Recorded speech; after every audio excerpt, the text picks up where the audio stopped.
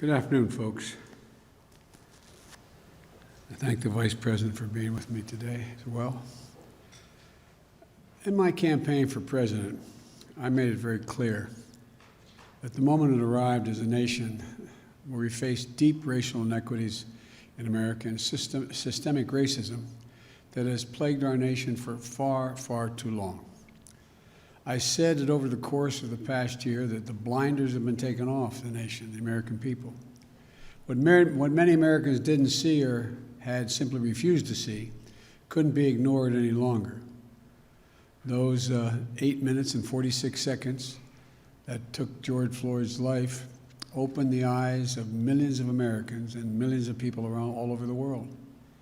It was the knee on the neck of justice, and it wouldn't be forgotten. It stirred the conscience and of tens of millions of Americans. And in my view, it marked a turning point in this country's attitude toward racial justice. When the six-year-old daughter, Gianna, who I met with when I met with the family, I leaned down to say hi to her, and she said, looked at me, and she said, "Daddy changed the world." That's what Gianna said, his daughter. Daddy changed the world. And I believe she was right. Not because this kind of injustice stopped, it clearly hasn't, but because the ground has shifted, because it's changed minds and mindsets, because it laid the groundwork for progress. COVID-19 is as we would like to be treated ourselves. And this is time to act, and this time to act is because it's what the core values of this nation call us to do. And I believe the vast majority of Americans, Democrats, Republicans, and Independents, share these values and want us to act as well. We have never fully lived up to the founding principles of this nation, to state the obvious, that all people are created equal and have a right to be treated equally throughout their lives. And it's time to act now, not only because it's the right thing to do, but because if we do, we'll all be better off for it. For too long, we've allowed a narrow, cramped view of the promise of this nation to fester. You know, we've bought the view that America is a zero-sum game in many cases. If you succeed, I fail. If you get ahead, I fall behind. If you get the job, I lose mine. Maybe worst of all, if I hold you down, I lift myself up. We've lost sight of what President Kennedy told us when he said, "A rising tide lifts all boats." And when we lift each other up, we're all lifted up. You know, and the corollary is true as well. When any one of us is held down, we're all held back. More and more economic studies in recent years have proven this. But I don't think you need economic studies to see the truth. Just imagine if instead of consigning millions of American children to under-resourced schools, we gave each and every 3-, 4-year-old child a chance to learn, to go to school, not daycare, school, and grow, and thrive in school. And throughout, when they've done that, the places have been done, it shows they have an exponentially greater chance of going all the way through 12 years of school and doing it well. But you know, does anyone in this whole nation think we're not all better off if that were to happen? Just imagine if instead of denying millions of Americans the ability to own a home and build generational wealth, we made it possible for them to buy a home, their first home, and begin to build equity to provide for their families and send their children off to school. Does anyone doubt that the whole nation would be better off? Just imagine, instead of denying millions of young entrepreneurs the ability to access capital, we made it possible to take their dream to market, create jobs, reinvest in their own communities. Does anyone doubt this whole nation wouldn't be better off? Just imagine if more incredibly creative and innovative, how much more creative and innovative we'd be if this nation held the historic black colleges and universities to the same opportunities and minority-serving institutions that had the same funding and resources of public universities to compete for jobs in industries of the future. You know, just ask the first HBCU graduate elected as vice president if that's not true. But to do this, I believe this nation and this government need to change their whole approach to the issue of racial equity. Yes, we need criminal justice reform, but that isn't nearly enough. We need to open the promise of America to every American, and that means we need to make the issue of racial equity not just an issue for any one department of government. It has to be the business of the whole of government. That's why I issued, on one of the first days, my whole of government executive order that will, for the first time, advance equity for all throughout our federal policies and institutions. It focuses on the full range of communities who have been long underserved and overlooked. People of color, Americans with disabilities, LGBTQ Americans, religious minorities, rural, urban, suburban communities facing persistent poverty. And I've asked Ambassador Susan Rice to lead the administration's charge through the White House and Domestic Policy Council, because I know she'll see it through. Every White House component and every agency will be involved in this work, because advancing equity has to be everyone's job.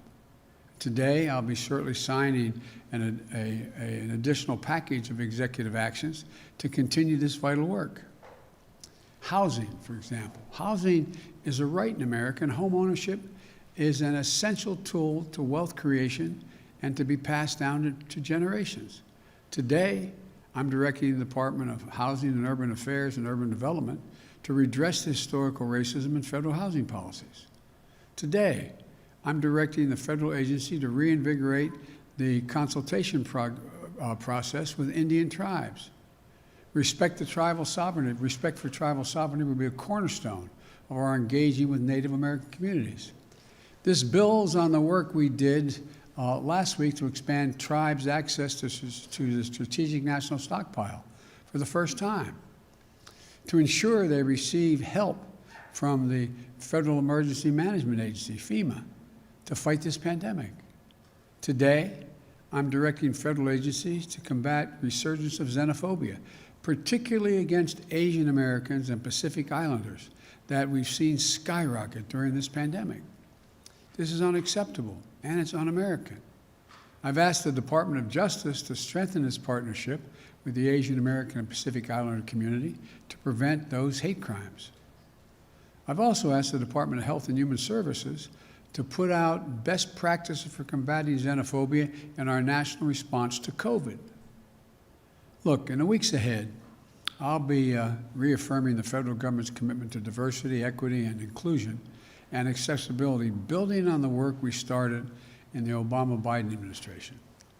That's why I'm rescinding the previous administration's harmful ban on diversity and sensitivity training and abolish the offensive counterfactual 1776 Commission. Unity and healing must begin with understanding and truth, not ignorance and lies. Today, I'm also issuing an executive order that will ultimately end the Justice Department's use of private prisons, an industry that houses pretrial detainees and federal prisoners. The executive order directs the Attorney General to decline to renew contracts with privately operated criminal facilities, a step we started to take at the end of the Obama administration and was reversed under the previous administration. This is the first step to stop corporations from profiting off of incarceration that is less humane and less safe, as the studies show. And it is just the beginning of my administration's plan to address systemic problems in our criminal justice system. Here's another thing we need to do. We need to restore and expand the Voting Rights Act, named after our dear friend John Lewis, and continue to fight back against laws that many states are engaged in to suppress the right to vote while expanding access to the ballot box for all eligible voters. Because here's the deal, and I'll close with this. I ran for president because I believe we're in a battle for the soul of this nation. And the simple truth is, our soul will be troubled as long as systemic racism is allowed to persist. We can't eliminate it. It's not going to be overnight. We can't eliminate everything, but it's corrosive, it's destructive, and it's costly. It cost every American, not just who felt the sting of racial injustice. We aren't just less of We are not just a nation morally deprived because of systemic racism. We're also less prosperous. We're less successful. We're less secure.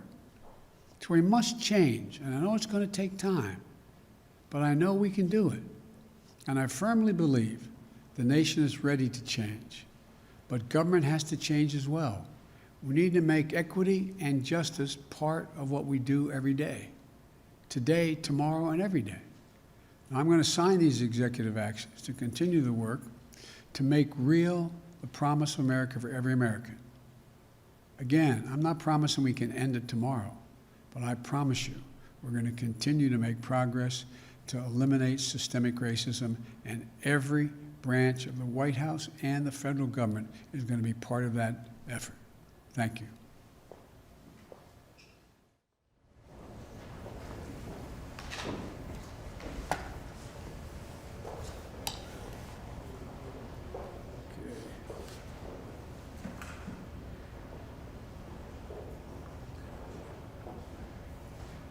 Excuse me. My pen over here. In my pocket. This first executive order is a memorandum for the Secretary of Housing and Urban Development to redress our nation's and the federal government's history of discriminatory housing practices and policies.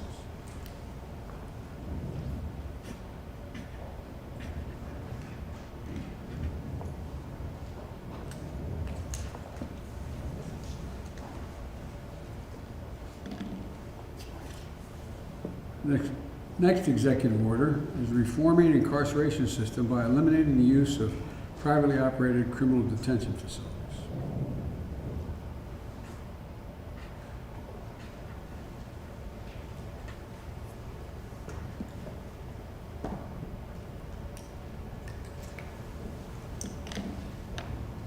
Third executive order is a memorandum for the heads of the executive departments and agencies. Tribal consultation and strengthening nation-to-nation relationships.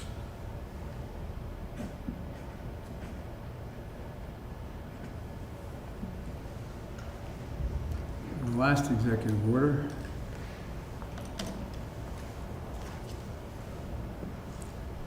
is condemning and combating racism, xenophobia, and intolerance against Asian Americans and Pacific Islanders in the United States.